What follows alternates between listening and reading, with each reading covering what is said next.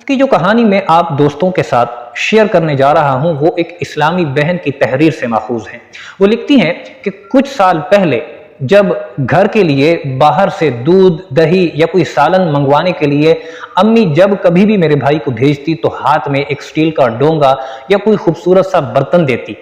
تاکہ وہ اس میں وہ دہی، دودھ یا پھر سالن باہر سے خرید کر لائے۔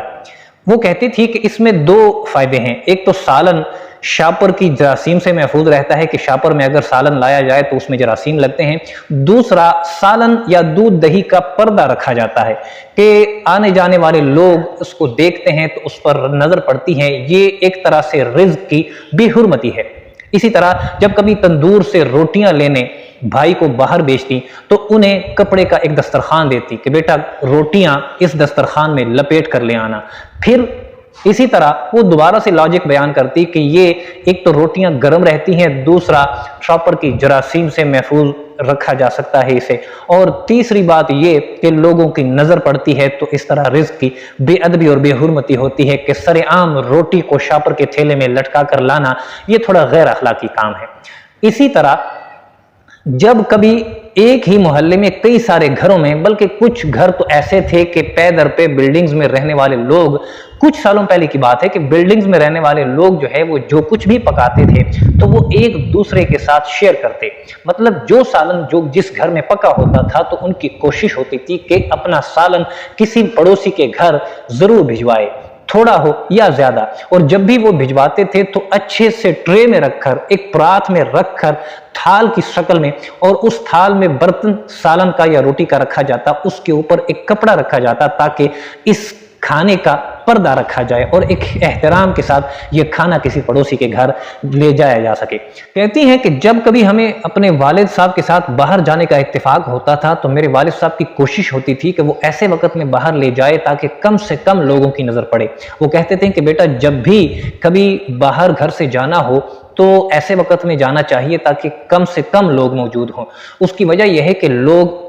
مختلف نظروں سے دیکھتے ہیں اور لوگ جو ہے ایک فیملی کو ایک ساتھ باہر جاتے دیکھ کر نظر لگا دیتے ہیں۔ آج اگر کسی کو یہ بات آپ سنائیں تو وہ ہنس پڑتے ہیں کہ یار یہ بھی کوئی بولنے والی بات ہے، یہ بھی کوئی کہنے کی بات ہے کہ نظر لگ جاتی ہے۔ اس بارے میں نبی کریم رؤوف الرحیم صلی اللہ تعالی علیہ وسلم نے ارشاد فرمایا کہ نظر اتنی بری چیز ہے کہ انسان کو قبر تک پہنچا دیتی ہے اور اونٹ کو ہانڈی تک پہنچا دیتی ہے۔ اور وہ کہتے تھے کہ جب کبھی ہم باہر سے واپس آتے تھے رات کے اندھیرے میں تو جب ہم اپنی گاڑی سے اترتے تھے تو والد صاحب کہتے تھے کہ بیٹا دروازہ آہستہ سے بند کرو۔ اس کی وجہ یہ بتاتے تھے کہ ایک تو لوگوں کی نیند خراب نہ ہو اور دوسرا پردہ داری رکھی جائے تاکہ لوگوں کو پتہ نہ چلے کہ یہ فیملی کہاں گئی، کہاں سے آئی۔ تو یہ بھی ایک پردے میں شمار کیا جاتا تھا۔ یہ پردہ کس چیز کا تھا؟ یہ وزاداری کا پردہ تھا، اپنے آپ کو احترام کے ساتھ رکھنے کا پردہ تھا۔ وہ کہتے ہیں کہ جب کبھی ہم نانی کے گھر جاتے تھے، اپنی ماں کی ماں کے گھر جاتے تھے تو جب ہم اس کے دروازے میں داخل ہوتے تو دروازے کے باہر ایک بڑا سا پردہ لگا ہوتا تھا۔ تو میں نانی سے کہتی کہ نانی اماں اتنی خوبصورت دروازے کے باہر آپ نے پردہ لگا دیا ہے اور دروازے کی خوبصورتی میں حرج پڑ رہا ہے، دروازے کی خوبصورتی خراب ہو رہی ہے۔ تو نانی کہتی کہ بیٹا اگر پردہ نہ لگا ہو، دروازہ کھلا ہوا ہو تو باہر گزرنے والے لوگوں کی نظر صحن میں بیٹھے ہوئے لوگوں پر پڑتی ہے تو یہ احترام کے خلاف ہے، ایسا نہیں ہونا چاہیے بیٹا، اس سے گھر میں بے برکتی آتی ہے۔ وہ کہتی ہیں کہ نانی کے کمرے میں ہر طرف پردے لگے ہوتے تھے، یہاں تک کہ ان کا ٹی وی جو تھا وہ بھی دروازے والا تھا، لکڑی کے کور والا تھا کہ اس کا دروازہ بند ہو جاتا تھا۔ تو جب وہ ٹی وی بند کرتی تو نانی اماں کہتی کہ بیٹا دروازہ بند رکھو۔ یہ سب کیا تھا؟ احترام کا پردہ تھا۔ وہ کہتی ہیں کہ گھر میں لگے ہوئے شیشوں تک کے پردے لگائے جاتے تھے،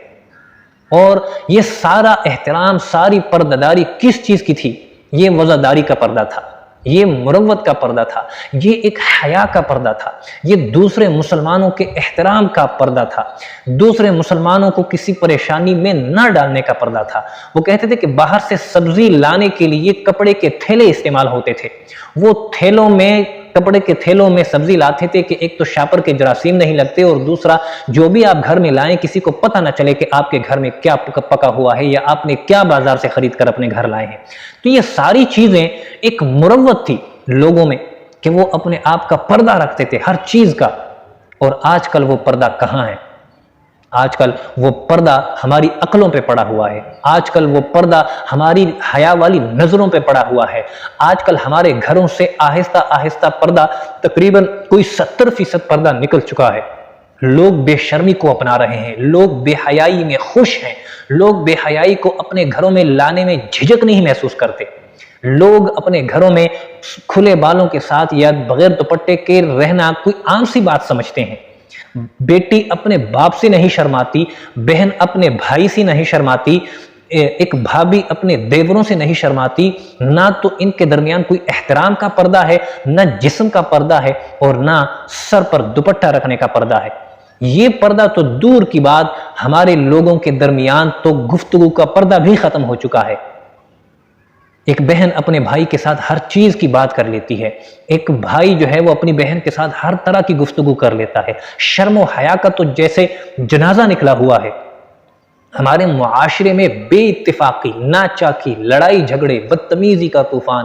بیٹے اپنے والدین کے نافرمان، بچے جو ہے وہ اسکول جانے سے انکاری، اگر اسکول میں جاتے ہیں تو استادوں سے بدتمیزیاں، یہ سب کیا ہے؟ کیونکہ ہم نے اپنے آپ کی مروت کو ختم کر دیا ہے، ہم نے وہ شرم و حیا والا پردہ اتار دیا ہے، ہم نے دین اسلام کو ترک کر دیا ہے، ہم نے فرمان مصطفیٰ صلی اللہ تعالیٰ علیہ وآلہ وسلم کو اپنے گھروں کے دروازوں سے باہر پھینک دیا ہے۔ اور جب تک یہ چیز ہم دوبارہ سے اٹھا کر اپنے گھر میں نہیں لاتے،